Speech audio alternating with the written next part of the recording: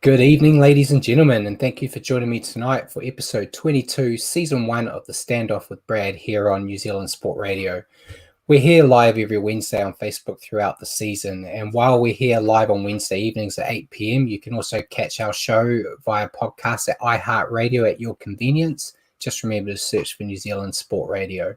As always, I'm going to cover everything you need to know in the week that was rugby league, including my top stories of the week, a wrap up of the grand final, a look into the first State of Origin clash, and news on rugby league from around the world, including the Super League and women's game and the New Zealand local scene. So tune in to get your rugby league news. Remember to send me comments and questions throughout the show. So let's just go straight into our top stories of the week. We had a question last week on what's happening with Adam Kieran at the Warriors. Obviously, we had no news last week on if he was staying or if he was going. As of yesterday, we got some answers with the Warriors announcing that they were letting him go. No news yet on where he's actually going to end up. As Mark said last week, though, there's some rumours that he could end up at the Roosters, which would be great for him. He's a very talented player. But yeah, right now I have no actual concrete proof on where he's going to go. But yeah, I'm hoping he does well wherever he winds up. And in regards to the Warriors, let him go. I don't agree with the call. I think he was a very talented player that covered a lot of positions in the team. And I would have thought he would have been a handy player to keep around, especially his cost probably wouldn't have been that much of a hit to the salary cap. But decisions done, it means that the Warriors have opened up quite a lot of spots in their squad. I think there's about 7 empty positions right now for them to be able to recruit. Who they're going to recruit, I'm not too sure, but we're going to have to watch that space. But they're obviously making room for a reason. So be interesting times ahead, I'm sure. Speaking of the Roosters, though, they've actually released Kyle Flanagan this week, and he's signed with the Bulldogs on a 3-year deal. We spoke about it last week a little bit, that there were rumours that they were looking at moving him on. I still think it's a bad call. I think it's a bit crazy that the Roosters have kind of piled all the blame on a 22-year-old that actually did quite well for them this year. But they've seemed to pile all the blame on him for them not getting a three-peat, and we're just basically done with him. For the Bulldogs, though, they've got a great player that they've picked up. Bulldogs obviously finished 15th this season and have a lot of rebuilding to do to get themselves back into contention. So I'm sure he's definitely going to help. Very talented player. And obviously they lost, they let Kieran Foran go, so they needed a decent half to come in and take his place. I think Flanagan's going to fill that job really well. So I'm looking forward to see how he goes next year for them. On our usual weekly segment of Cameron Smith Watch, he announced this week that he's releasing a book on the 16th of November. This sparked a lot of rumours throughout the NRL that he's going to announce his retirement sooner rather than later. He hasn't come out and said that himself yet, which has kind of been his way of going this season. But there was a good quote from Mal Meninga when he was asked about it this week while he was in Origin camp. And he said it's very hard for these league players, sports players in general, to finish their career on top. So ideally, you would think this would be the great time for Cameron to retire, because he's gone out winning the grand final.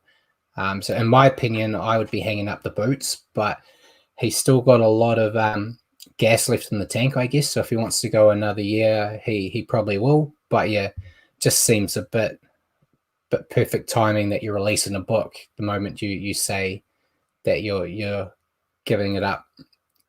And speaking of the Storm, though, there's rumours that Josh Adokar is set to join the Bulldogs as well. So the Bulldogs be very happy campers if they can get Josh Adokar and Kyle Flanagan. The Storm, though, they've still got a bit of pulling power due to Adokar not actually finished his contract yet, and they're open to a trade.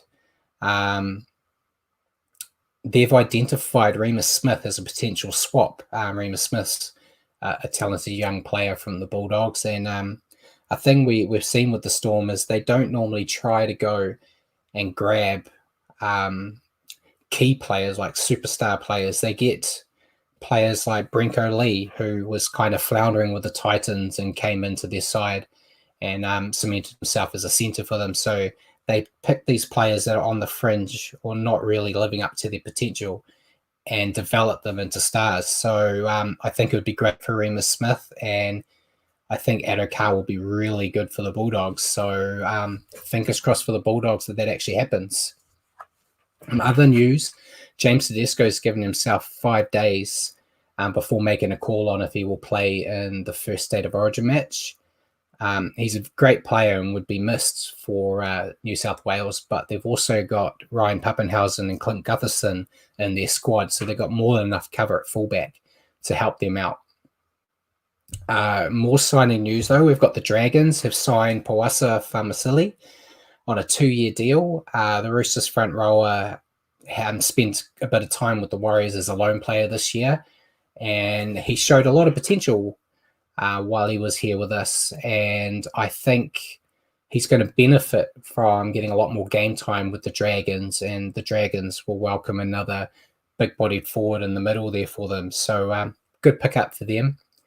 But that also brings into question about the Roosters and clearing of cap space. I know it's a bit of a running joke that the Roosters don't actually have a salary cap to play with, but they are looking to be clearing the decks, including releasing Angus Crichton early from his contract, because they want to make a play for the teenager Joseph Suwali, who I've mentioned before on the show due to his ridiculous demands he had for his contract when he was going to sign with the Rabbitohs. He's rejected the Rabbitohs offer, so he's kind of open to the market, and the Rabbitohs seem definitely interested. So it's kind of a big gamble, I think, for the Roosters to make a big play and potentially spend a bit of coin on a untested youngster. But we just have to wait and see. A lot of other clubs seem to have backed away from him due to his strange demands of basically having a get-out-of-jail clause every second season while he's there in his favour, which a lot of teams aren't that interested in trying to take on. So we'll just have to wait and see if the Roosters are the team that managed to lure him to their side. Trent Barrett, he's obviously done with his contract with Panthers and now can take on his role as head coach of the Bulldogs. He actually jumped straight in. First thing in the morning after the grand final, he was at the Bulldogs club getting into work. And he's actually looking at trying to lure a few Panthers away from the Panthers to join him at the Bulldogs. The names I have are Matt Burton, Isaiah Yao, and Stephen Crichton. Crichton himself has actually verbally agreed to extending his stay with Penrith. So I think he's kind of off the table, but Burton and Yao are definitely players he could potentially steal away from Penrith. If he can get either of those two to his side, I think it's going to help strengthen them by quite a lot. And they're definitely taking this rebuild seriously and trying to get the Bulldogs back to the team of old that was so strong. And I think a lot of people would be interested to see how Burton and Flanagan will go together as a halves pairing. So still early days. We've got to wait till the 1st of November before they can actually legally have those conversations, of course, because the 1st of November is when teams can approach other players that are in the final year of their deals. So there'll be a lot more news on that front once we get into November. Before we get into the grand final, we'll talk a little bit about the awards beforehand. So Nathan Cleary was announced as the RLPA Player Champion, beating James Tedesco, Luke Keary, Josh Papali, and Roger Tuivasa-Sheck. This award's actually decided by their peers, so all the players have a vote on who they think the player is, and Nathan Cleary was very proud to get this award, and putting my one-eyed opinion on it, I was hoping Roger would get it. And yeah, unfortunately, he didn't get that nod, but I think Nathan Cleary definitely had a great year this year and deserved to get some accolades. In the women's NRL, Rooster Hannah Southwell was also crowned the Players Champion. So well done for her. We'll talk about the Roosters game with the Broncos later on, but it's a bit disappointing that that the rest of the night didn't go her way. But great to see her get an award. Also, before the grand final kicked off, the NRL announced their Ken Stephen and Veronica White medalists. Newcastle Knight Connor Watson received the Ken Stephen medal for his dedication to preventing Indigenous youth suicide through his family's Cultural Choice Association charity. He actually raised $24,000 this year by auctioning off specially painted boots worn by the Newcastle Knights, the West Tigers, Gold Coast Titans, and the New Zealand Warriors players that they wore specifically in the Indigenous round. So congratulations to him. Great effort there. And Georgia Hale from the Warriors actually won the Veronica White medal, adding to her 2020 Young New Zealander of the Year award she got earlier this year. She got hers for her work as the Warriors community coordinator, which saw her visit countless schools around New Zealand, assisting communities, children, the intellectually disabled, and a variety of other charities. During COVID, of course, Georgia was limited with person-to-person visits, but she continued to assist charities by making Zoom calls and actually arranging food bank collections for those in need during tough times in the COVID break. So both players thoroughly deserve these awards, and it's great to see the players making an impact off the field as well as on it. So great news to hear that these players are pulling some extra duties and helping the communities. That's really all I have on news right now, so we may as well just crack straight into the grand final. So grand final obviously was between the Panthers and the Storm. The Storm came away with the win 26-20. It's really a bit of a cliche, but slow starts break hearts, and the Panthers were kind of in tatters with the Storm blowing out to a 26-0 lead. Not really sure what happened there. Obviously, I came out and said I thought the Panthers were going to win, so a bit disappointing for me there. But I'm not sure if it was the Panthers' lack of experience or if the Storm were just a lot stronger on the night. But the Panthers just looked a little bit out of their shell compared to the dominance the team was seen all season. They started the match well. In the opening minutes, they forced the Storm into an error and looked set to roll over. But Panthers, unfortunately, just couldn't get their attack into gear and didn't punish them with some points early on. And then the Storm just kind of went in and did what they do best and ran away with it for a bit. To the Panthers' credit, though, they kept fighting and they made the match a contest in the late stage of the game, with Nathan Cleary basically dragging the team back into the game on his own there for a bit.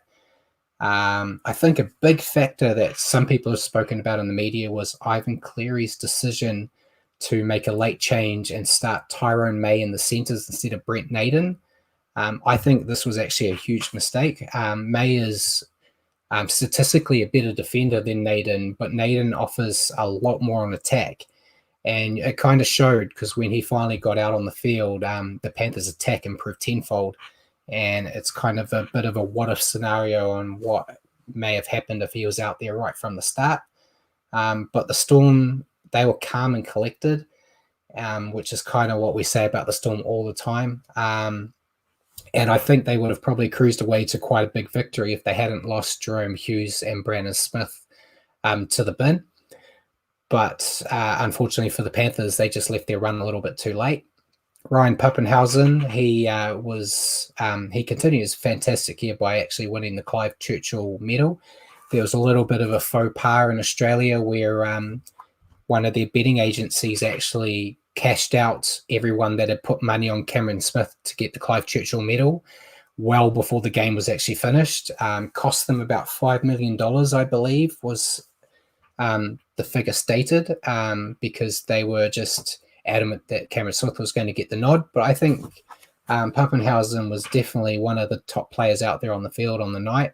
Of course, his night was probably highlighted by his almost length of the field try that he scored, just showing that for any team, you can't afford to give him any space because he's going to make you pay for it.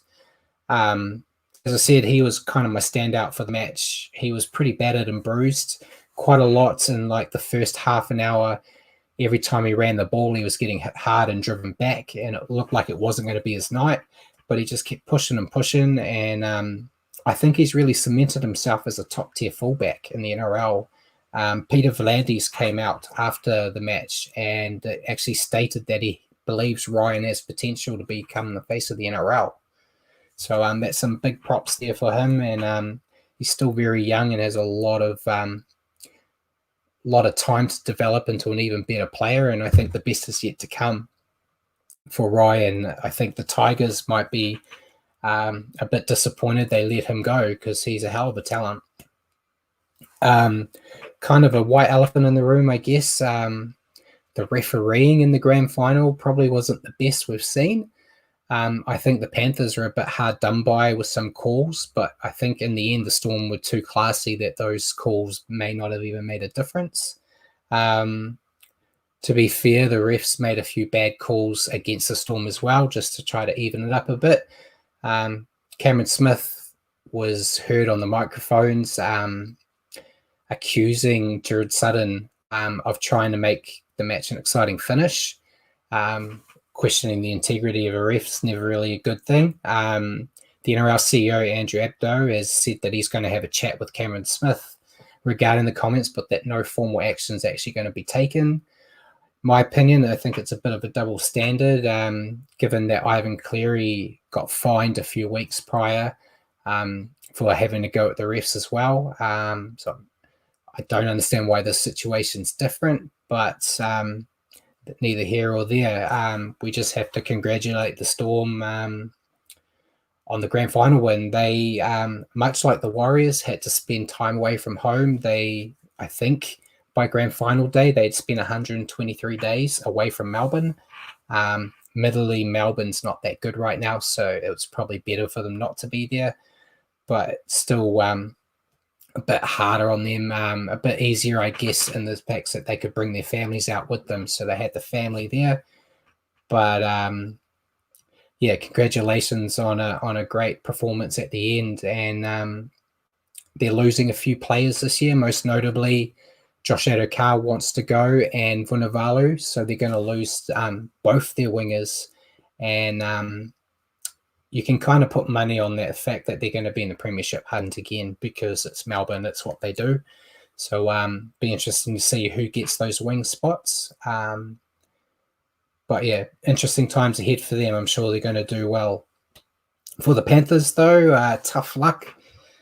They had a hell of a season, and they're going to be hurting from this loss. To go 17 in a row and then get your first loss and the one that mattered most, I think, is going to be quite cutting for a lot of them. They're very young, and I'm sure they're going to be a more dangerous outfit in 2021 after this experience, and we'll see how far they can go. They could potentially go all the way. No, it's another cliche that you've got to lose a grand final before you win one. That's what they always like to say.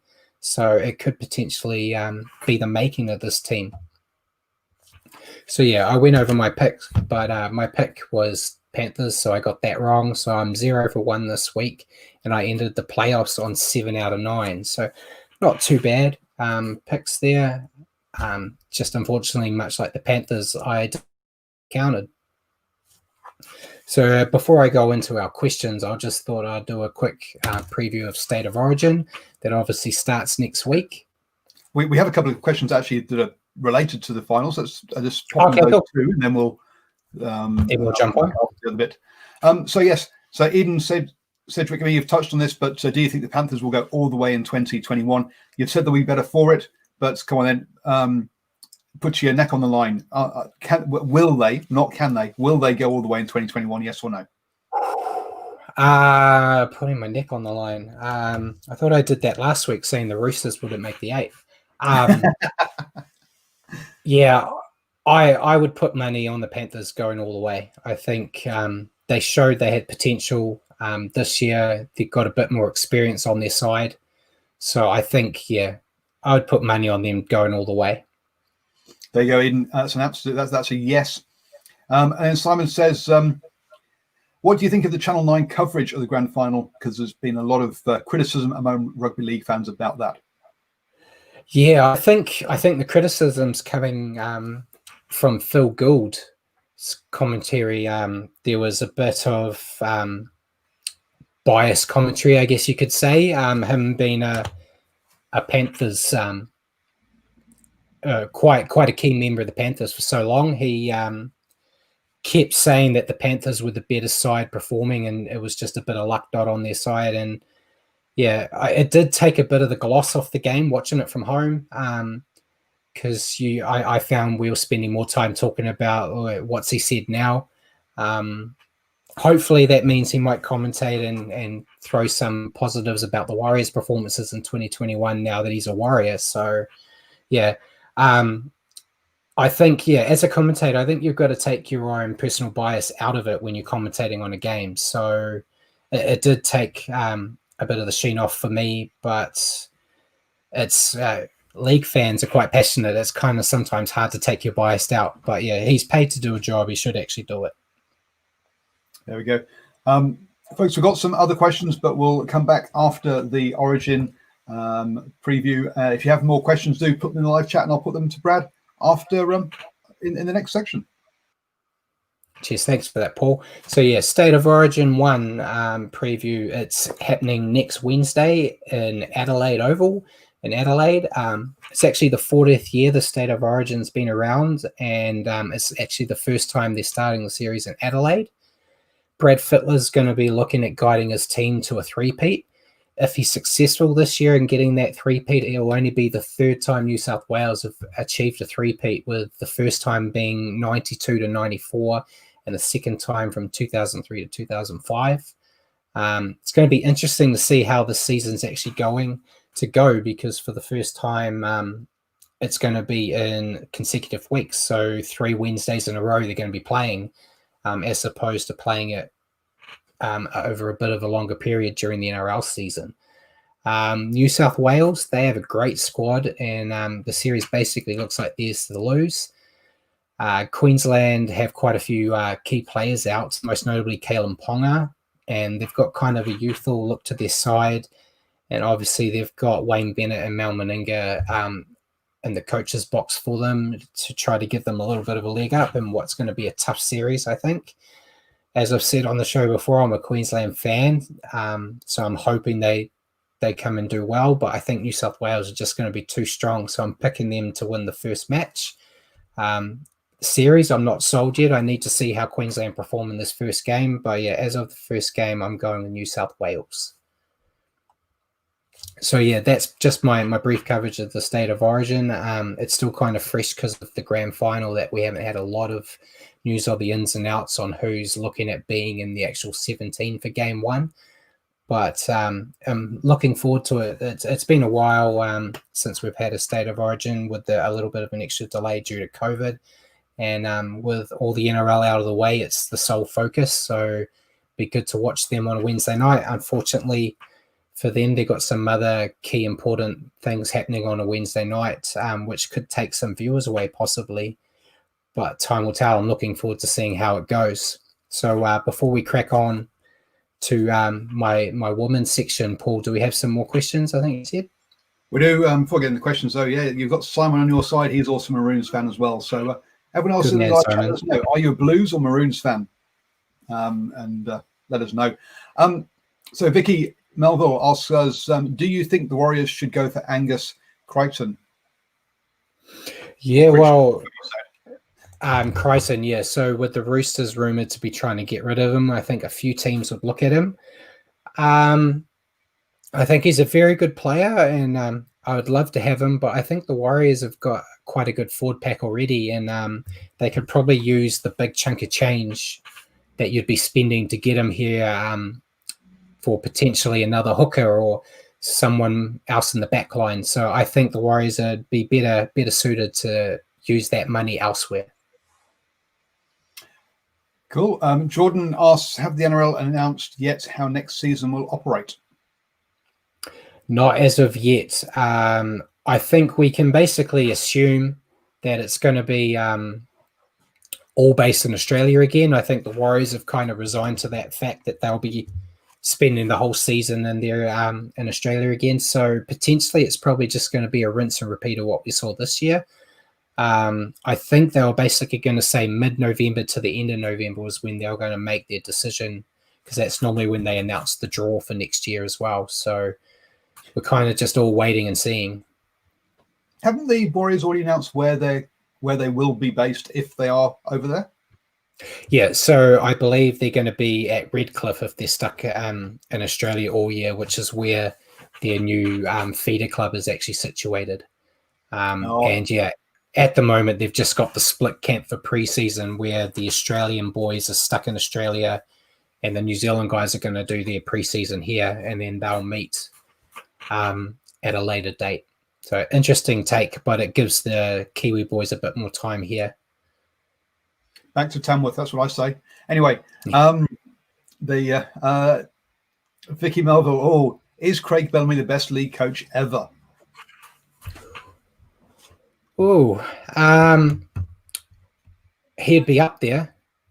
He'd definitely be up there. I know we've got Wayne Bennett and a few others that have been around for a long time, but Bellamy, he's one. I think that was. I'm blanking on how many premierships he's won now. It's a bit of an asterisk due to a few being taken away. But yeah, I think it's hard to dispute that he's definitely in the talks. So I won't give you a definite answer yet, but yeah, I'd say he's definitely in the top three. Trying to have a quick Google, and I can't find how many championships he's got, but I'll come back later with that info as to how many championships he's got. It's more than one. So it's more than one. It's more than one, yeah. So yeah, so we got won it in 2007 with a star next to it. Won it in 2009. Won it in 2012, 2017. And now in 2020. So 3 without stars, 2 with stars by the looks of things. Yeah. So even if you take those stars away, winning 3 of them is generally a pretty good effort for a coach too. Especially when you see so many coaches actually retire without getting one. So yeah, and I think he only once has finished outside the top 8. Yeah. So a great record. Which was the year that they finished 16th out of 16 due to gross long-term salary breaches. Yeah. Yeah. So yes, there we go. Cool. That's it. But yeah, Simon throws Jack Gibson in there along with Wayne Bennett as well in the discussion. Yeah. Definitely. Cool. So is that it for the questions right now? That's it so far. Awesome. Thank you for that, Paul. So I'll crack on to my women's section. Don't have a lot of news, but we did have a grand final for the women with the Broncos defeating the Roosters 20-10. Broncos got their three-peat with their tough-fought winner over the Roosters there. They ran out to a 12-0 lead at the start, and it looked like it was going to be a bit of a runaway, but the Roosters clawed them back and were actually only behind 12-10. The Roosters kept pushing the Broncos and were trying their best, but the Broncos' defense was just a bit too stubborn, I guess you could say. And Broncos, with all this experience of being in every grand final that's existed for the women's NRL, they just held their nerves. They scored 2 tries later in the second half to secure the victory. Like I said, I think that experience is what helped them get across the line, because the occasion just didn't get the better of them. It was just kind of a bit like the Storm scenario. It was a bit of rinse and repeat. They've been there, done that, and they knew what they had to do to get the job done. They're definitely the benchmark in the women's NRL. They've in their history, they've actually only lost 1 game, and that was last year losing to the Warriors. So to lose 1 game in your entire time the competition's been around is quite an impressive feat. The NRL, please, if you're listening to me, get more teams involved in this competition, make the competition longer, give us some more teams to watch, and get this the women's competition a bit more prominent. It's a fantastic game to watch. I don't think there's been any games this year from the women that you would sit there and go, I could have skipped that one. They've all been great contests. Even with the likes of the Dragons not getting a single win this year, I think they still performed really well. They were just a bit unfortunate that they couldn't score enough points to get past the other teams. And the Warriors, we've talked about how much they had to get through to even be there to compete. And it's a great story. And yeah, I just want to see some more teams in there so we can get a few more games and actually enjoy some really great footy from the girls. So as I said, that's really all I had on the women's competition. They've also got a state of origin, but it's actually not until the 14th of November. So they've announced the squads, but I haven't gone that depth into them yet to see who made it, who didn't, and who will finalise for the 17. But I'll try to get some more information on that. So I'll move straight into my Super League news. We spoke last week that Old Trafford wouldn't have the grand final, and they hadn't decided on a destination where the final would be. Well, they've made that decision now. The grand final is going to be played at KCOM Stadium in Hull on the 27th of November, which is a Friday up in the Northern Hemisphere. So great that they've finally got a location set. Hull's very league hungry, so it's great to have it there. Unfortunately, no fans are going to be able to watch it live in the stadium, but great to see they've actually nailed down when the game's going to be and where it's going to be, because this COVID situation's kind of put everything up in the air for so long. But speaking of the COVID, it's kind of reared its head again there with 5 players and staff members from the Catalan Dragons have tested positive for the virus. And in Perpignan, where they're situated, there's actually a curfew being set in place by the government to try to curb COVID, which has actually meant that the 2 games Catalans were meant to play this weekend that I announced on the show last week couldn't be played. They've been postponed. They were against Hull FC and the Warrington Wolves, being postponed with no actual date on when those games will happen. So we're just going to wait and see there. So yeah, unfortunately, that was 2 games that I announced were happening this week that could no longer play due to COVID reasons. And it meant that there wasn't much of a shuffle in the ladder, with St. Helens still at the top of the ladder, followed by the Wigan Warriors 2nd place, Warrington Wolves at 3rd, and Catalan Dragons at 4th.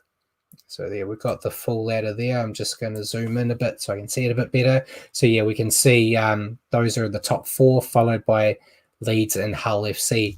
Basically, with how close the season is to ending, it's basically just going to be the top 4, as you see there, having a semi-final and then bang straight into the final.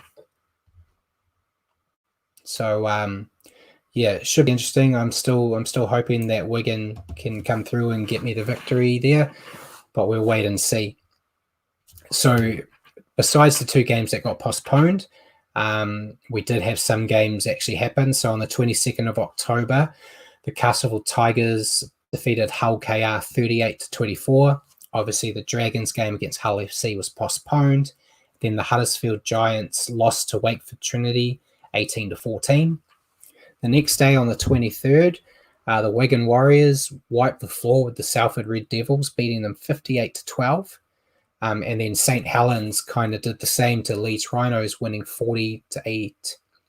25th of October, there was only 1 game, which was Wakefield Trinity defeating Hull KR 48-18. And then on the last day, we were meant to have 3 games on the 26th of October. Due to the Dragons postponing, it went down to 2, with Salford Red Devils actually defeating St. Helens 12-10, and the Leeds Rhinos defeating Castleford Tigers 28-24. So St. Helens had a bit of an off night after a strong one 3 days prior, and hopefully they have a few more little slip-ups like that to help my Wigan get a bit better. So that moves us in. Oh, we got Paul playing games that closely back to back is in player welfare has got to be a real issue for these teams, hasn't it? Rugby union tried doing it in the north, and basically you ended up with basically reserve strength teams playing first strength teams, and it made a bit of mockery of some of the results. In all honesty, yeah, I know it's not ideal, but it's just what they've had to do with the big, because they basically stopped the season for so long with no games happening at all. So they're just trying to squeeze them all in so they can actually have a competition. So it means next year, hopefully, if things go back to normal, we'll go out to the normal kind of round robin you would normally expect. So yeah, it's unfortunate, and I think St. Helens did rest quite a few people in that game that they lost, because they obviously got eyes on a bigger prize right now. But yeah, it is a bit hard on them.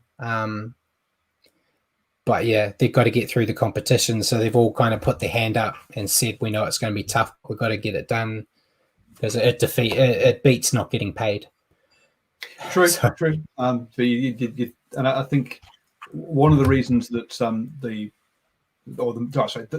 reason the Premiership did it on the Union side was because basically they couldn't afford to pay back BT their TV money. And I'm guessing, let's be honest, with Super League having a sponsor who pays them in pizzas, I imagine they can't afford to pay back any TV money either, which is why they're cramming in as many games as possible to, basically to feed the TV contract that they've signed.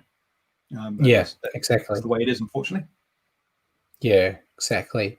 And yeah, see there, Simon said he heard rumours that playing the game there because they can't afford to have a match and the Super League's financially broke.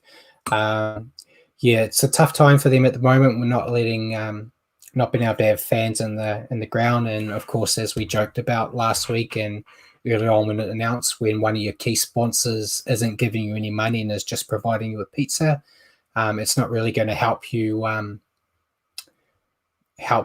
get financially viable. So I think the sooner they get some crowds back in, the better for them. And we'll see what happens. I also had some news on the Wolfpack I forgot to mention in my news part at the start.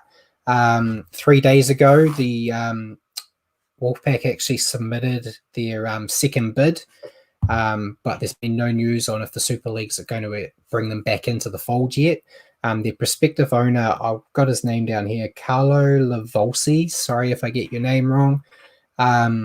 He's actually vowed to pay all the unpaid wages for the players and staff that the former owner didn't pay. But he said he will pay that if they get back into the competition. He said if there's no competition for them, he's obviously not going to want to buy the Wolfpack. So we'll have to wait and see what happens there on if they come in with that financial situation, like Simon mentioned. Maybe they might decide not to, just due to the extra cost of getting teams to Canada in blocks and vice versa. So we'll just have to wait and see. Personally, I hope they get in there again, just to help bring some interest in. And I got comment here, another comment from Simon saying that the long run Super League, they need to stop playing so many matches. I think if they tried to cut it down, because they've also got Challenge Cup in the middle, there's quite a lot of football. If they fix their structure, maybe bring in some more teams and change their structure around a bit, it might be a bit more financially viable and a bit more interesting for some fans to watch. No, for me here, it's a bit hard with the time difference, and especially this season when most of the games are getting played during the middle of the week instead of the weekends. So you're trying to watch a game at 3 o'clock in the morning on like a Thursday morning is not ideal when you have work. But yeah, I try to catch as much of it as I can just so I can keep in the loop what's going on there. And yeah, obviously they're trying to negotiate a new TV deal. So they really need to do something to actually get some money out of those TV deals, because if you're just offering the same product over and over again, those TV deals don't really up in value. So maybe change some things. Time will tell what they do. But that leads me into the games for the Super League this week. Tomorrow we've got 2 games. We've got the Leeds Rhinos versus Wakefield Trinity and Hull KR versus Hull FC. Then on the 30th of October, we've got the Warrington Wolves playing the Salford Red Devils, the Huddersfield Giants playing the Castleford Tigers, And then my clash of the week, we've got St. Helens against the Wigan Warriors. So 1 and 2 on the ladder going against each other there. Would be a great game to watch. 1st of November, we've got Wakefield Trinity against the Leeds Rhinos. And then on the 2nd of November, we've got the last game, but probably won't happen because it's the Salford Red Devils versus the Catalan Dragons. So odds are Catalan Dragons still might not be in the clear and probably won't be able to play that game, but we'll obviously know more later on in the week. That moves me on to local league. So I don't really have any news on it because they kind of had a week off due to all the games being played the week before. But I'll just remind everyone about the grand final day, which is actually on the 31st of October. So we've got all the Premiership and Championship finals are getting played at the Trust Arena in Henderson on that day. Obviously kicking off at 10:30 with the National Women's Championship, which is Upper Central versus the Auckland Vulcans. Then we've got at 12:15, we've got the National Men's Championship, which is the Northern Swords versus Upper Central. Okay. There we go. And then at 2:05, we've got the National Women's Premiership, which is the Akarana Falcons versus the Counties Manukau Stingrays.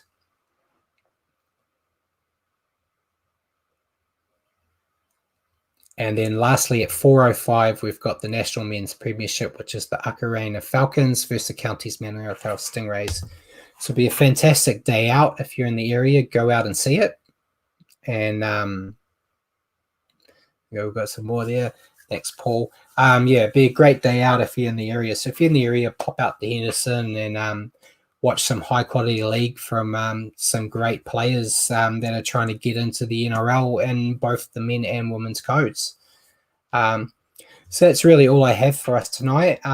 With the season all wrapped up, I think we're probably going to end the season reasonably shortly. I think we'll end off with a end-of-year award show, highlighting just a general review of the season in total and pick some winners and losers from the year that was league.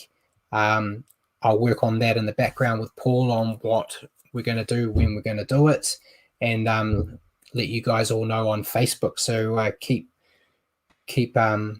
yourself up to date with that. Well, let's be honest. A couple of them are going to be obviously try the season. So let's have your nominations for try the season, folks. Maybe tackle of the season or Mickey Mouse moment of the season where someone's made a mistake. I'm always a great fan for Barnet of the season or best haircut. So give us your. Well, there'll be some serious ones and also some fun ones in there. So if you have any anything you'd like to nominate, then do let us know on Facebook or Twitter or YouTube, and I'll gather them all together for Brad. Yeah, cheers for that, Paul. And thank you, ladies and gentlemen, for tuning in tonight and joining me on New Zealand Sport Radio's show, The Standoff with Sanj and Brad. Cheers for that, Jordan. It's great to hear that. But yeah, for your weekly update on rugby league, tune into the podcast on iHeartRadio or Facebook. Just remember to search for New Zealand Sport Radio. Thank you, and until next week, good night. Good night.